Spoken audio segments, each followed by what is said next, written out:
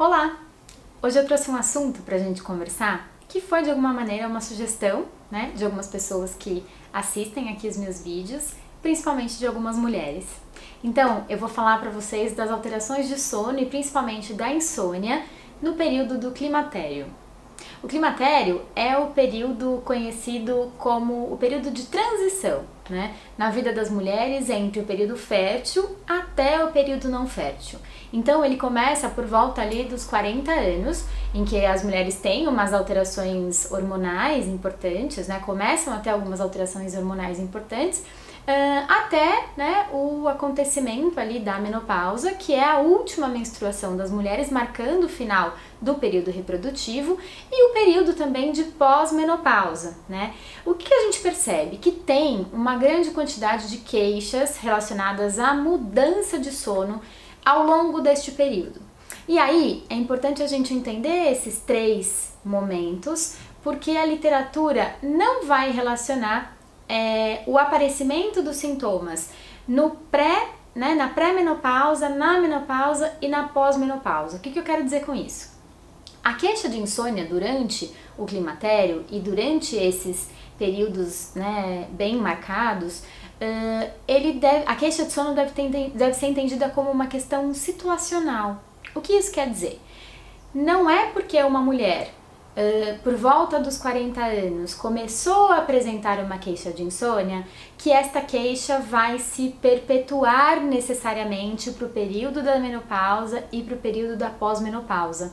Ou seja, cada um desses momentos, né, aí do ciclo da mulher, ele é entendido como um momento estanque, né? Ou seja, não há uma relação em mulheres que apresentam distúrbio de sono na pré-menopausa, né, como se elas tivessem maior chance de apresentar insônia ou outros distúrbios de sono ao longo, né, da vida depois desse período. O que é importante a gente entender? De fato, a queixa de insônia neste período, ele aumenta porque isso é real, né? O sono das mulheres passa por algumas transformações, por algumas alterações, e uma das hipóteses para isso é justamente a alteração hormonal. Então a queda, né, na produção, na secreção do estrogênio, né, que é um hormônio bastante importante, fundamental para essa questão reprodutiva, quando esse estrogênio deixa de ser produzido, é como se o nosso relógio biológico tivesse que fazer algumas adequações, né? Então o relógio biológico ele acaba sendo impactado, né, por essas alterações hormonais que são típicas desse período da vida. Além disso, a própria alteração orgânica, metabólica, né, e vasomotora que este período da menopausa vai trazer, e aí o principal sintoma que a gente tem relacionado a isso são os calores, né, as ondas de calor e as ondas de frio que acometem grande parte das mulheres, a queixa de distúrbio de sono muitas vezes também tem uma relação com estes sintomas, né, que são sintomas específicos desse período da vida. Outra questão que também pode exacerbar e trazer um número maior de queixa relacionado ao sono nesses períodos da vida tem a ver com os estados emocionais. Então, é um período em que a gente tem um aumento, talvez, né, da epidemiologia de transtornos depressivos e até transtornos ansiosos, ou seja, quanto mais depressivas e mais ansiosas as mulheres estiverem neste período, maior a chance também de ter um distúrbio do sono.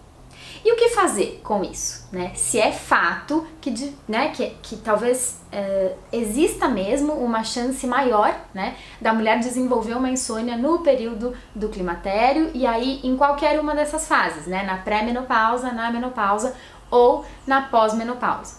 Algumas práticas, né, podem ajudar a enfrentar esse momento. E eu acho que o principal é a gente entender que estes sintomas, inclusive a queixa em relação ao sono, ela é situacional, né? Então isso não significa que aquele padrão de sono ele vai se apresentar assim para sempre. E esse é um medo que eu percebo que as mulheres que apresentam alteração de sono quando entram nesse período, elas têm, né? Tem uma preocupação muito grande de que isso não vá passar e de que de fato elas vão se apresentar insônias para o resto da vida.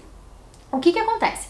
Se não houver um cuidado com a rotina de sono, né, com o cuidado em relação à ansiedade também, a outras questões de humor, a práticas de boa saúde, a chance desta insônia, que é situacional, que tem uma relação com os sintomas da menopausa e também com a questão hormonal, a chance, né, deste evento, desse episódio situacional se tornar um episódio cronificado, né, uma questão mais cronificada e aí se arrastar por um longo tempo, aí a gente tem uma chance grande, então, disso acontecer. Então, o que a gente pode fazer em relação a isso? Primeiro, boas práticas, né, de higiene do sono. Então, organização de rotina, né, cuidar do ambiente de sono. Eu já falei um pouquinho sobre essas dicas, né, de organização em relação a hábitos que ajudam a gente a dormir melhor. Então, caprichar bastante nessa rotina de sono, cuidar de alimentação, cuidar de prática de atividade física,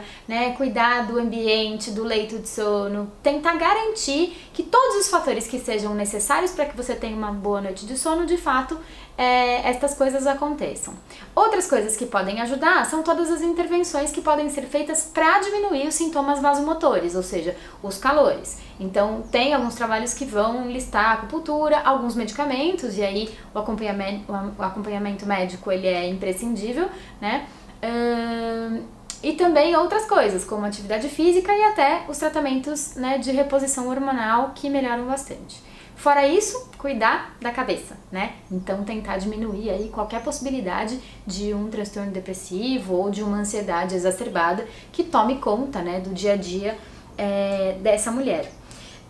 Um outro dado que também eu acho que faz sentido a gente frisar é que alguns trabalhos vão correlacionar o aumento, né, de queixa em relação ao sono no período do climatério e aí também, né, nesses 3 momentos em mulheres fumantes, né? Ou seja, não é exatamente uma prática de higiene do sono, mas mulheres fumantes têm uma chance maior de desenvolver distúrbio de sono ao longo aí do período do climatério e principalmente na menopausa e no pós-menopausa, período em que estas questões todas ficam ainda mais exacerbadas.